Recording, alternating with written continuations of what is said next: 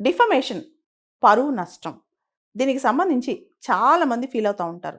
ముఖ్యంగా రెప్యుటేషన్‌కి చాలా ఎక్కువ ఇంపార్టెన్స్ ఇస్తారు కొంతమంది. ప్రాణానికంటే కూడా పరువుకే చాలా ఎక్కువ ఇంపార్టెన్స్ ఇస్తారు. అయితే భారతదేశంలో డిఫమేషన్ అనేది ఒక క్రైమ్ కూడా. దానికి సివిల్ రాంగ్‌లా అంటే ఒక సివిల్ కేస్ ఏసుకోవచ్చు, క్రిమినల్ కేస్ ఏసుకోవచ్చు. ఈ మధ్య చాలామంది పొలిటికల్ స్కోర్స్ సెటిల్ చేసుకోవడానికి అంటే రాజకీయ పరంగా శత్రుత్వంలో ఉన్నప్పుడు డిఫమేషన్ కేసులేసుకోవడం, ఎదుటి వాళ్ళు ఏమైనా స్టేట్మెంట్ ఇస్తే కోర్టుకెళ్ళిపోవటం. అదేవిధంగా డిఫమేషన్ కేసుల్లో పర్సనల్ గ్రడ్జెస్, పర్సనల్‌గా ఏదైనా వెండెట్టా ఉంటే రివెంజ్ తీర్చుకోవటం, ఇలా డిఫమేషన్ కేసేసి అతన్ని సాధించడం చేస్తూ ఉంటారనమాట. అయితే రీసెంట్‌గా సుప్రీంకోర్టు జస్టిస్ ఎంఎం సుందరేష్ గారు ఈ క్రిమినల్ డిఫమేషన్ ఏదైతే ఉందో దాన్ని డీక్రిమినలైజ్ చేయాలని చెప్పి ఒక స్టేట్మెంట్ ఇచ్చారు.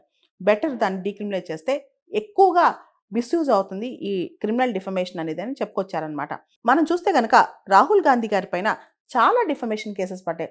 అంతెందుకు మోడీస్ మీద అందరూ మోడీస్ దొంగలే అని చెప్పి ఆయన చెప్పిన స్టేట్మెంట్ మీద ఆయనకి 2 సంవత్సరాల జైలు శిక్ష పడింది. ఆ తర్వాత 2 సంవత్సరాల క్రితం రాహుల్ గాంధీ గారు భారత్ జోడో యాత్రలో భాగంగా చేసిన కామెంట్స్ పైన కూడా డిఫమేషన్ సూట్స్ పడ్డాయి. ఆ టైంలో దాదాపు 2000 కిలోమీటర్స్ మనం చైనాకి ఇచ్చేసాము అని చెప్పి ఆయన ఒక స్టేట్మెంట్ చెప్పారు. 2020లో గాల్వన్ వ్యాలీ క్లాష్ అప్పుడు ఇండియా 2000 స్క్వేర్ కిలోమీటర్స్ కోల్పోయిందని చెప్పి. నువ్వు ఎలా చెప్తావు? నీ దగ్గర ఏం సాక్ష్యం ఉందని చెప్పి చాలామంది ఆయన పైన కోర్టుకెళ్లారు. అంతేకాదు అమిత్ షా గారి గురించి, వీర్ సవార్కర్ గారి గురించి, రాహుల్ గాంధీ గారు చేసిన స్టేట్మెంట్స్ పైన కూడా చాలా డిఫమేషన్ కేసులే పడ్డాయి. దాంతోపాటు మనం చూస్తే శశి థరూర్ గారు 2018లో ఆయన పబ్లిక్లో ఒక స్టేట్మెంట్ ఇచ్చారు. ఆయనకెవరో ఒక ఆర్ఎస్ఎస్ లీడర్ చెప్పారంట, నరేంద్ర మోడీ గారు శివలింగం పైన స్కార్పియన్ లాంటి వాళ్ళని. సో ఇలాంటి స్టేట్మెంట్స్ పైన కూడా సుప్రీంకోర్టుకి వెళ్ళారనమాట.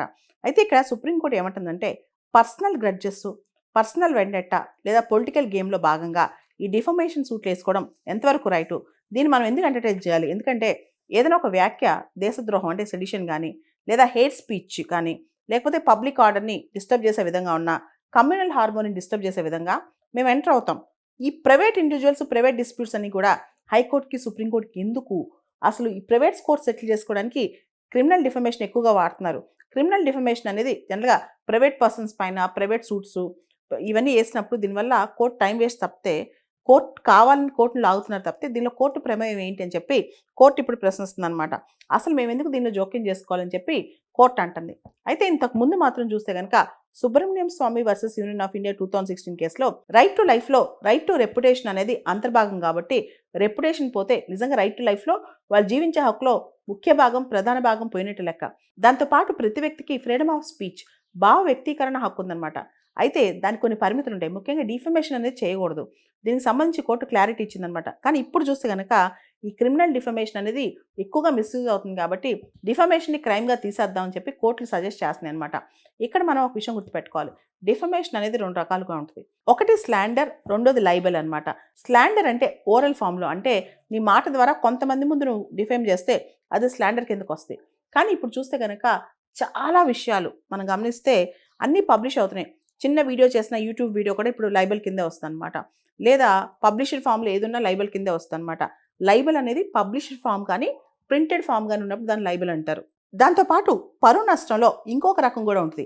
అదే ఇండైరెక్ట్ రిఫరెన్స్ అనమాట. దీన్నే ఇన్యూయాండో అంటారు. ఇదేంటంటే ఆ వ్యక్తి పేరు చెప్పకుండా ఆ వ్యక్తి గురించి డిస్క్రిప్షన్ ఇచ్చి మనం డిఫేమ్ చేయడం అనమాట. అంటే ఒక వ్యక్తి గురించి పూర్తి స్థాయిలో పేరు చెప్పకుండా అతని గురించి మొత్తం చెప్తాం. సామాన్యమైన వ్యక్తికి అది అర్థమయ్యే విధంగా, రీజనబుల్ మైండ్కి అది అర్థమయ్యే విధంగా ఉంటుంది అనమాట. ఉదాహరణకి master blaster, God of cricket అన్నాం అనుకో, ఎవరినన్నట్టు సచిన్ టెండూల్కర్.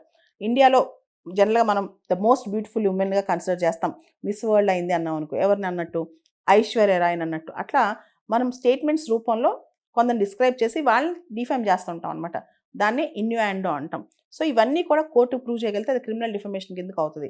క్రిమినల్ డిఫమేషన్లో అన్లిక్విడేటెడ్ డ్యామేజెస్ అనమాట. అంటే దానికి ఇంత నష్టపరిహారం కట్టడం కూడా చాలా కష్టం.